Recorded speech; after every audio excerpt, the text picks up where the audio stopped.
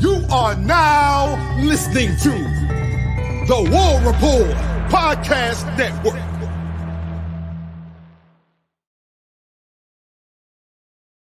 Let's go. What's up, Auburn family? I'm your host, Dustin Smith. Riding solo tonight, guys. Our guy Blake couldn't be here. His little baby Levi is not feeling the best. As some of y'all know, if you've been watching us lately, I'm not feeling the best, but I got to push through for y'all, man, because there was some good news to talk about coming from the plains of Auburn, Alabama.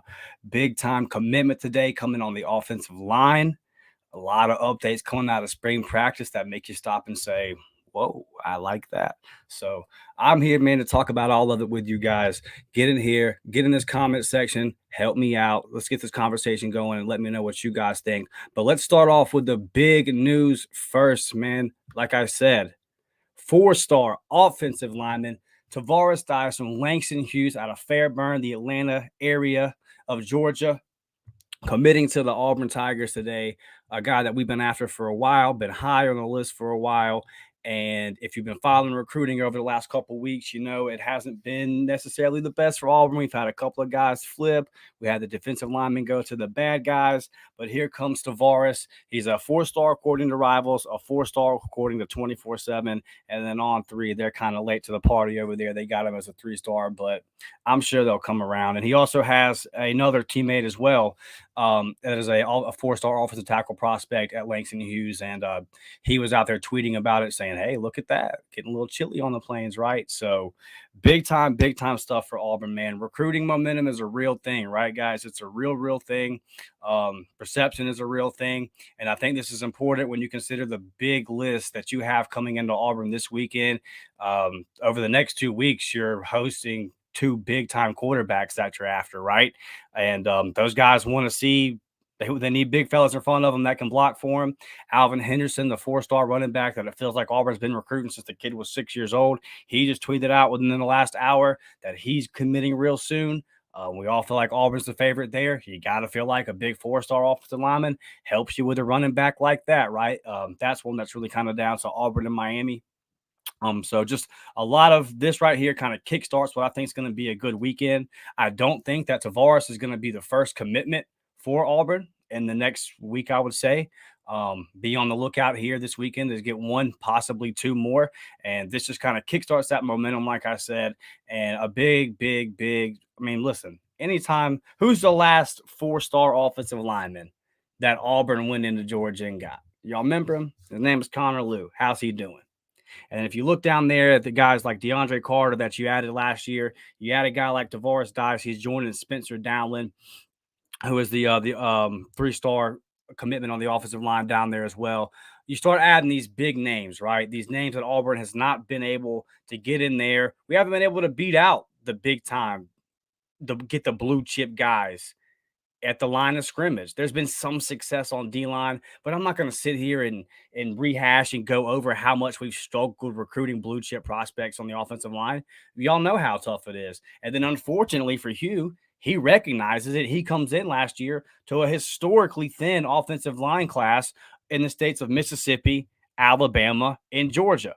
But it's not thin this year, and Hugh's getting in there. This is a guy, like, again, really high on our board, a guy that we wanted for a long time. Jake Thornton kind of pinpointed him. And the important thing about this is, like I said, 1, going into the weekend and the momentum it's going to give you. But 2, it doesn't look good, right? And we've all seen this as Auburn fans, when for weeks you're favored for a guy, months. If this guy's going to go to Auburn, this guy's going to go to Auburn, and then he and goes somewhere else. Didn't happen here. You've been hearing for months. This was a guy that was probably going to sign with Auburn, and he does. According to Rivals, this puts Auburn at 7th overall in their current recruiting standings. On 3, 24/7, no matter where you look, we're kind of right there in the same boat. So we lost some commitments here in the last couple of weeks, but getting back on that boat. And like I said, more to come. I'm going to go over here and get your comments, man. I want to hear what you guys have to say about our guy, Tavaris. Trevor says, War Eagle, Dustin killing it. Hey, I appreciate you, Trevor. I appreciate you guys getting in here. Wes Davis popping up saying War Eagle. Yeah, baby, War damn. And our guy Blake in there taking care of little Levi. Everybody like the video, share the video, and subscribe to the channel. Of course, Chris Causey, War Damn Eagle, everybody. Chris is our guy. He never misses a show. Same for my guy, Auburn Dad. Man, the usuals are in here, and y'all know that I all appreciate y'all, man. Our guy C, what's up, baby? C, what's up, fam? And Keith's in here. How you doing, Keith? Ain't seen you a little bit, buddy. He says recruiting getting hot again. Hank Brown is dropping dimes at practice. Business is picking up. I know, man. That's the thing that excites me is one thing that me and Blake don't like to do is have to just like make up stuff to talk about when it comes to football, right? And it's hard when you're like in the middle of baseball and basketball season, and the basketball and the baseball teams are like super successful and they're winning. But we all know what it is in the state of Alabama. Football drives the content, right? So it sucks when you have to like try to make up stuff sometimes just to get a football episode in. It's nice. It's nice, like you said, to be in business, man, to have real live updates coming out of practice, to see real live commitments coming in, baby. It's good stuff. So to our guy Tavaris, Roll the Dice, man. Welcome to the family, dude. We're super excited to have you.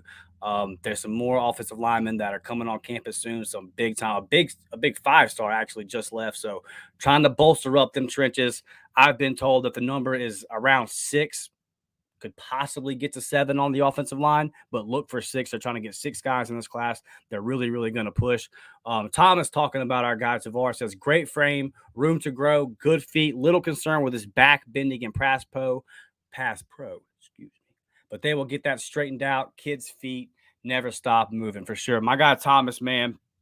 Thomas is really, really good at looking at offensive linemen, kind of breaking them down. He's a football nerd. Thomas just likes to do that for fun. He's been very high on Tavares for a while as well. And like our members know, here in the next 48, 72 hours, we'll get in there. We'll look at his highlights. We'll bang out that recruiting pod for you guys. Ray Snow, what's up, baby? Ray saying War Damn Eagle from the 850. Ready for some football, brother? Yes, sir. Yes, sir. Speaking of War Eagle from the 850, did you see that the athlete, I believe he plays receiver and defensive back for the Fort Walton Beach Vikings over here in the 850. He just recently got offered from Auburn. So looks like I have to make a trip down to Fort Walton Beach and check out that young man and see what he's all about. So definitely, Ray, appreciate you getting in here and repping that panhandle, baby. Keith says, bro, we're loving the baseball content too. Thank you, man. That means a lot, dude. It really does. I just traveled up there this weekend, and a lot of y'all know I'm still like recovering from surgery and all that. So I'm not necessarily feeling the best and haven't got the flu and everything else. Went up there, man, covered the baseball team. I'm glad y'all enjoyed that content. Blake just banged out and watched the film for you guys. Blake, you can sit there and watch basketball or baseball with Blake, and he can call out a pitch for you. He can tell you what's about to happen. He's that kind of guy. So we're glad, man. We know that baseball is kind of a niche thing, but we want all the baseball heads to know, like, come over here, man. We got y'all. We love Auburn baseball. So Keith, thank you, brother. We appreciate that. We don't care if only 5 people watch the baseball stuff, bro. We're gonna do it. We love Auburn baseball. We're gonna pump it out and put it out as much as we can. And I think that when the team gets to Omaha and is winning, I think the fans will kind of start to come around and say, hey, man, this is kind of fun. I like watching Auburn win the sports. Stuart Donna, what's up, friend? Stuart saying afternoon to you. All right, guys. So, look, we talked about Taris Dice a little bit. Like I said, more coming for the members. But I want to get in here and talk about some of the names that I have been hearing about. And I know that you guys have been hearing about them as well when it comes to this practice, right? The spring practice. It kind of got goofy. We have 2 practices and then spring break. They're back. Now you're kind of getting some real substance, right? The one thing, guys, that when I speak to multiple people, not just our guys here at the War Report, but I speak to people at other networks, every name I get seems like it's a wide receiver. And I'm like, damn, this is so much different than last year. You remember Heather Dinich last year coming in and saying, you better be patient with the wide receivers. You remember Hugh basically telling us, y'all are going to have to be patient with the wide receivers. We had days when the guys that we trust on the Auburn beat were coming out and basically telling you, like, they're dropping balls. The routes don't look good. That's not what you're hearing this year. Robert Lewis is a name that I've been consistently hearing about, the transfer from Georgia State. And that's not too surprising, right? A guy that's played a lot of football. So he's not going to be caught off guard. He can come in spring practice. He knows what to expect. He knows what to do. So it doesn't, I'm not surprised by Robert Lewis being a guy that's standing out early, a guy that had a very productive year last year at Georgia State, over 800 yards receiving. So him being ready to go from day one in spring practice, I'm not surprised by that. I'm not doubting Robert Lewis. I just want to see where he's at in the fall. Let's get to the fall and let's see if he's still every day kind of showing out as some of these as Perry Thompson gets in there, right? As Malcolm Simmons, as some more dogs get in that room. I want to still hear, hey, Robert Lewis. I've heard that Caleb Burton, not that he's standing out, but he's consistently been with the ones. And y'all know Blake will pound the table for Caleb Burton. But I'll say this. I think Caleb is the kind of receiver that is never going to flash, but he's just always going to be productive. And it's maybe not the best player comp, but a Muhsin Muhammad, if you're old enough to remember a Muhsin Muhammad that played for the Panthers and played for the Bears for a long time, you just look up every year and you're like, man, that guy was productive, bro. Like a Vincent Jackson type. And again, not player comps, different players, but just as far as production wise, you look up and you're like, man, that guy, he got us tutties, he got us yardage, he was able to pick up first downs on third down. That's what I think Robert Lewis can be this year. 500-600 yards, 4 or 5 touchdowns. That would be the ideal situation for him. And if he comes out and he's like, hey, I'm just that dude and can do what he did in the Sun Belt here in the SEC, then props to him. And I hear that he's a very hard worker with a very good attitude that has taken up a leadership role in that room as well. Jay Fair out here is doing Jay Fair things, right? And Cam Brown, got to shout out Cam Brown. And I know that people are I know what you're going to say, right? Well, Cam Brown he's the practice superstar. We always hear about Cam Brown in practice, and that's true. But I was really hard on Cam Brown, especially at the end of last year in the bowl game. But look, this is a kid that could have transferred out. This is a kid that could have folded up shop. He could have quit. He could have said, "No, y'all bringing in the Cam Coleman's, you're bringing in the Perry Thompsons. You're trying to move off of me." He said, "No, I'm gonna stick in this room, and I'm gonna fight." And not only is he fighting, but no matter where you look, no matter who you ask, they said, hey, Cam Brown's doing his thing. Cam Brown's having good days out there. So shout out to Cam Brown. We know that Cam Brown has the tools. Can he put it all together? And there's that caveat that I have to give to every receiver, quarterback, running back, offensive lineman that's played in this offense for the last 2 or 3 years. Eric Keesaw, Philip Montgomery, dog, like – I can't be too hard on you, right? I can't be too hard on you. So we'll see if this offense has a lot more continuity. It's running a lot better and all that kind of stuff. And let's see what Cam Brown's got. Let's see a stable offense. Everybody knows what we're doing. Let's see if Cam Brown can fulfill his potential in that, because I think that Cam Brown should be a guy that should get you 6-7 touchdowns this year. It's definitely there. If we'll talk about Cam Coleman in just a second. But if you get down there on the goal line and you can have a Cam Coleman, a Rivaldo Fairweather, and an effective Cam Brown, that opens up some things, man. There's a lot of stuff that you can do right there. So, and if you know Cam Brown's personal story, you're pulling for him. So again, man, shout out to Cam Brown, standing there, fighting hard. And if you were thinking it was one of the things where like he's just going to come in here, do the spring out, and then transfer, not if he's one of the best receivers every day, right? So good on him, man. Good on him getting his foot in there and still battling. Shout out to Cam Brown. Staying with the wide receivers. Bryce Cain apparently is just burning everybody. Now, we've been talking about Bryce Cain since we started this podcast. That's not a joke. Our day ones know that. So we're not surprised. I'm not surprised at all to hear that Bryce Cain is splitting safeties and burning cornerbacks and getting to the corner of the end zone and catching tutties and taking screen passes and getting to the third level of the defense. I'm not surprised to hear any of that by Bryce Cain. That's who he is. As I watched Bryce Cain, y'all that followed us throughout his recruitment, when I'd go watch him every week, I kind of bumped up my expectations, right? So I got to the point where I was like, he's not going to redshirt next year. He's going to come in. He's going to have to play immediately. He might even bump some guys out of that slot position. I won't say bump out, but take reps away from look, I'll say it. He's going to take reps away from Jay Fair. I'm not saying he's going to be more productive than Jay Fair this year, okay? I think if all is right, Jay Fair is going to have a good year. But Bryce Brown is just that elite. He's that electric. There's nobody else on that team right now, And this might change when Malcolm Simmons shows up. We'll see. And J.C. Hart might have something to say about this. But when it comes to speed, Bryce Cain's got something different that nobody else in the squad has. So, like I said, edit my words there a little bit, not bumping Jay Fair out, but there's just some reps that are going to go to Bryce Cain in that slot position. And I don't see him redshirting at all. I see him contributing, and he had a good practices at bowl week, and now he's having good spring practices. And Blake could tell you all the time, he was an outfielder for the majority of his life. He's a baseball player, still learning how to play football. The jump that we saw Bryce Cain make his junior year in high school to his senior year in high school, massive. So a kid that works hard, that takes this serious, and is going to be scoring touchdowns this year at Auburn. Now, to my favorite, to my guy, y'all all know. Let me sip my water right here so I don't have a cough attack. Cameron Coleman. Now, it's not breaking news, right? We talked about this back in October when the dude was having 300-yard games in 7A State Alabama, having 4 or 5 touchdown performances on Friday nights. It's next level. It's elite. It's different. It's first round, top 10, top 15 pick type stuff. That's what Cam Brown is. There's no fake hype here, right? Everything's there. Intangibles, football IQ, the body type, the work ethic, and then the first round NFL skill set.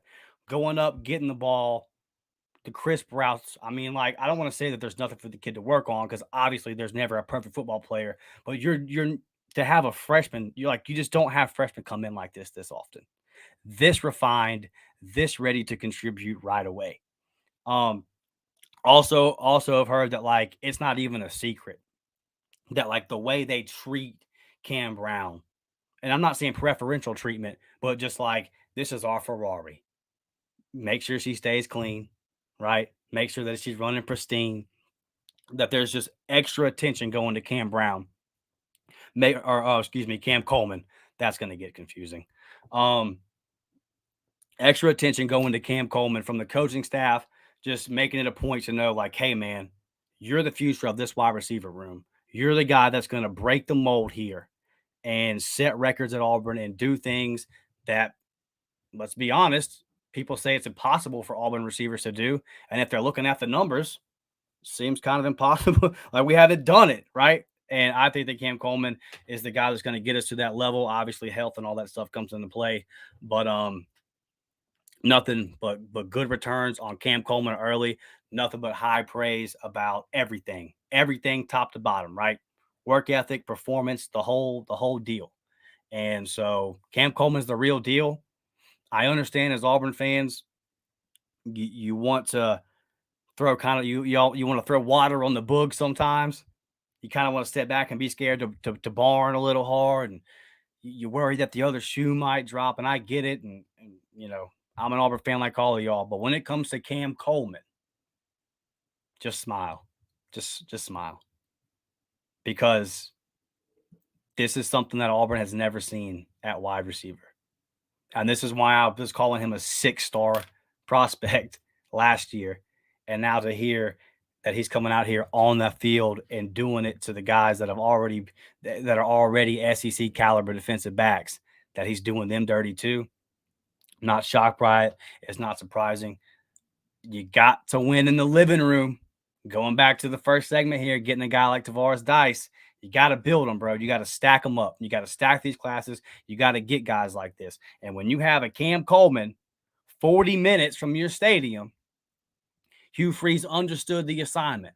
There's no way I can let this kid leave town and go play somewhere else in the SEC.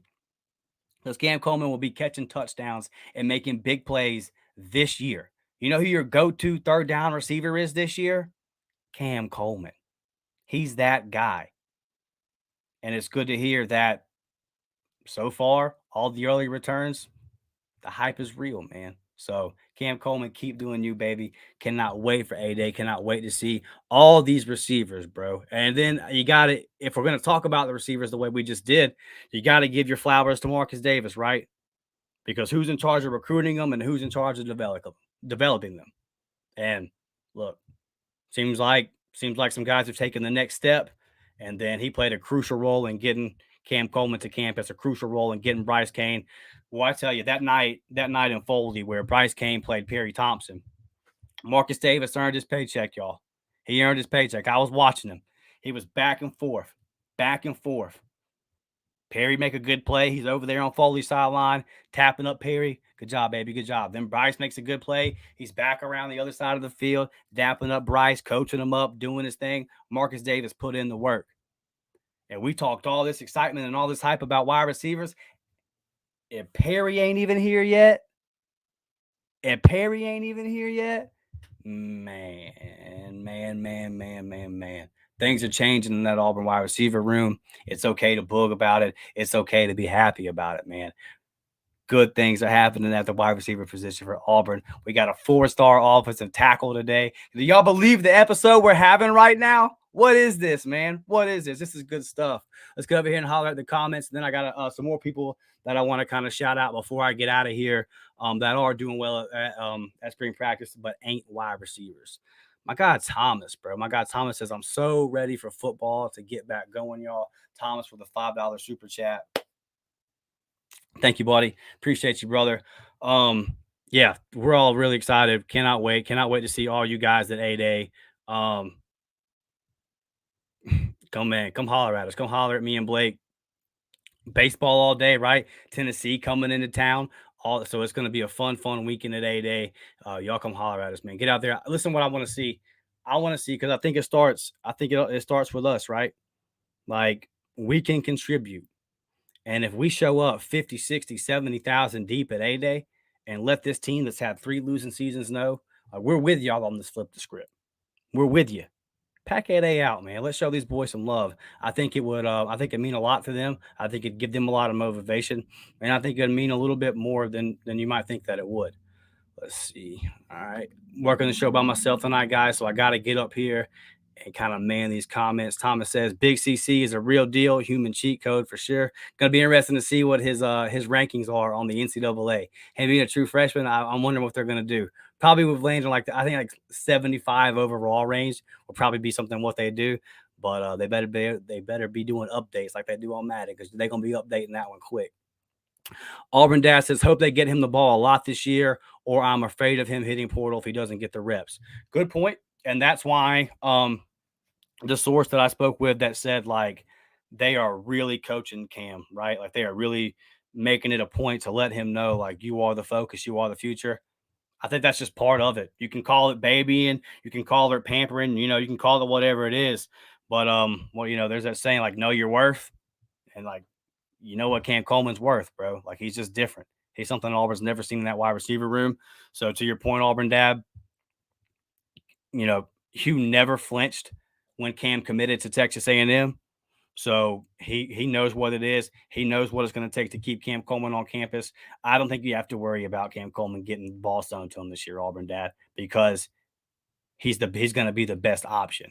So it won't even be a thing of we have to force feed him. He's just going to be open, and he'll get his touches for sure. But I feel you, and that's definitely that's something that every staff has to think about now across the country when they get a prospect in there that they like.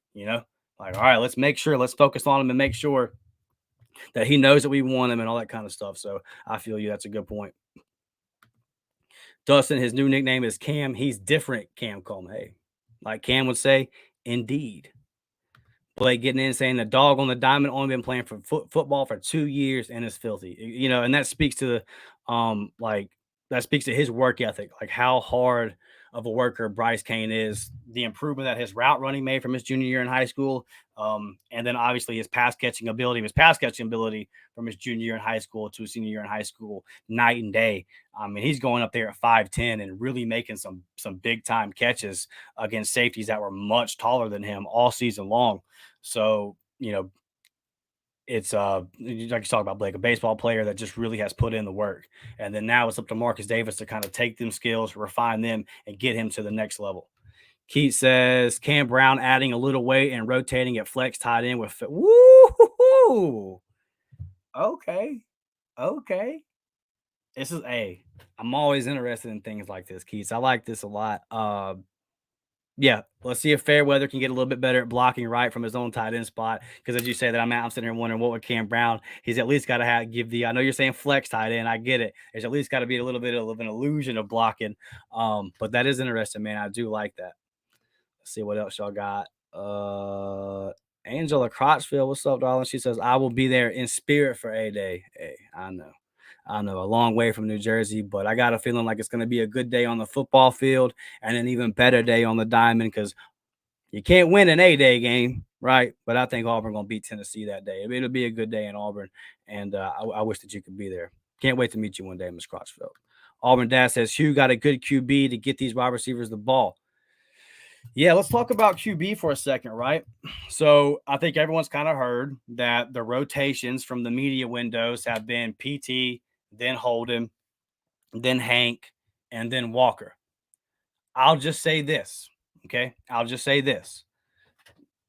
I'm not going to get, I'm bugging right now, okay? This is a barn hard episode. But I just, like I told y'all the other night, until I see this real QB competition, that's when I'll believe it. But I'll never take too much out of media window as far as like rotations and all that kind of stuff. Because if you go back and look at it over time, then it's how much of that really pans out. Like Nick Martiner, right? Like Nick Martiner had really big. You had days where they were like, Nick Martina's a guy, and he was getting really big hype and really big press, and then we didn't see anything. We didn't see anything from Nick Martiner when it came down to it. So I just don't want to put a whole lot into like rotations and all that kind of stuff from 20-minute media windows. And also because I just think it's Peyton Thorne's job. Like I don't believe the QB battle stuff. And if there really is one and it happens, then cool, we'll see it. I think that let's get out there to A-Day, and like Blake's been saying, let them throw that ball around 10, 12 times a piece, and then let's find out. But right now, I'm just kind of sitting back and seeing. And yeah, I hear you, Keats. Hank saying Hank is turning heads behind closed doors. I've heard that. I heard a whole bunch last year about how Holden just killed it at a scrimmage and how Thorne wasn't good at all at that scrimmage. And then that same week, Thorne got named the starter. So I don't want to go down the quarterback road really tonight too much because I just don't think there's a whole lot to take from it is the point that I'm making. Let's just see how this all plays out. But right now, like I think all of us are kind of like it's Peyton. I mean, Hugh said it. He said Peyton Thorne's job to lose. So until there's something just concrete or there's some big like real story or Hugh makes some real statement like, hey, real moves being made until some kind of shift like that happens in the quarterback room, then I might start to believe a little bit differently. But until then, I'm just kind of looking at it like it's Peyton Thorne's job, and they're trying to get to Walker White in 2025. And hopefully that the weapons around Peyton Thorne and the system around Peyton Thorne will be a whole lot better. And he can give you that Chris Todd 2009 type year, right? 20-something touchdowns to 6 interceptions, nice and efficient. I don't even, people make a big deal about the 3,000-yard mark, and they should. But if you run the ball enough, like I'll be okay with Peyton being around 28 if his touchdown to or 2,800, right? If his touchdown to interception ratio was good and we were running the ball effectively with our nice stable of backs and protecting the football, I would be fine with that. I just don't have the expectations of Peyton Thorne being this guy that's going to come out there and just light it up. Like I said, I really think that it's right now, it's just getting to Walker White. But to this point, Keats, look, we all saw the bowl game. So let's say they come out here at A-Day, and let's say Hank Brown goes 8 for 10. And then Holden's, 6 for 11 and Thorne's 7 for 13 or something like that. Like, and then it going to get to the point where it's like, how long is this going to go? So that's why I'm really fired up for A-Day. And that's why I'm on the train that Blake's been on. I want to see these boys air it out, and I want to see what they got.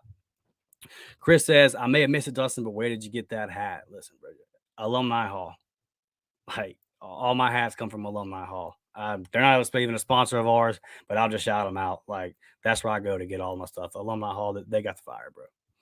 About to get out of here, guys. If you have not liked that video, subscribe to the channel. Trying to man all these comments tonight, but let me get in here. Let's see.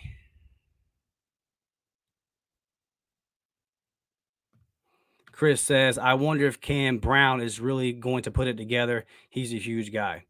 Yeah, that's the question, man. That is the question. We've all seen the potential. We've all seen the flashes. When he came in, you've heard from two different staffs, Chris. That's kind of my point. Is that you heard from the Harsin staff? They liked him. They liked Cam Brown, and then early last year when Hugh came in, Hugh liked Cam Brown. And then you're hearing again, hey, he's having another hot start to the spring. So I hope he can, Chris. I'm pulling for him. He's a good kid. I've heard that he's worked really hard this all season, and let's see if he can put it together. Props to him for sticking in there this A-Day or this spring, and I hope that he comes out this A-Day and really kind of makes a statement and says, don't overlook me. So I'm pulling for Cam Brown. I'm with you on that one. All right, guys, before we do get out of here, I got to shout out our sponsor of today's show real quick. The link is in the description. The Barner Supply Company. Please click that link, man. It would help us out a ton. Go over there. They got all kind of fresh gear. My guy Matthew stays coming up with new designs, new stuff over there. So click that link. Go check out our sponsor in the Barner Supply Company. Fresh Auburn gear. And it'll piss your gump friends off, bro. It will. Trust me. I triggered my cousin the other day with the Barner shirt. He was like, "You're really wearing a shirt that says Barner?" I'm like, yeah, bro. I own it. All right, before we get out of here, man, I'm gonna get over here and see what y'all are saying. If we got anything else. Chris B with some good stuff tonight says Marner was a huge guy, but I seem to remember people calling him Stone Hands. Yeah, yeah, I mean, not a whole lot to say, right? Like when it comes to Shane Hooks, Marner, Jair Shorter, those guys came in. We needed to get some production from them. Really didn't get it. So that's why I think you've seen Hugh didn't really go portal heavy. You got one wide receiver so far from the portal and a productive guy in Robert Lewis from Georgia State. So we'll see if he can kind of do better than those guys did. But that's why there was such a premium. There was such a push for the Perry Thompsons, the Malcolm Simmons, the Bryce Cains, and the Cam Colemans. Hugh knows he's running his RPO. He's got to win matchups on the outside. He needs big time receivers that can step up and win their matchups one-on-one on the outside, go up and get the jump ball. We all know the jump ball that got thrown to Malcolm Johnson, right? And he wasn't able to go up and get the catch. And that's not a knock on him. The point being, you had a slot guy. You're trying to play him on the outside. We had to throw it up to Javaris Johnson all the time. Throw it deep to VAR. Throw it deep to VAR on the outside. And he wasn't coming up with the catches because it's not necessarily VAR's game.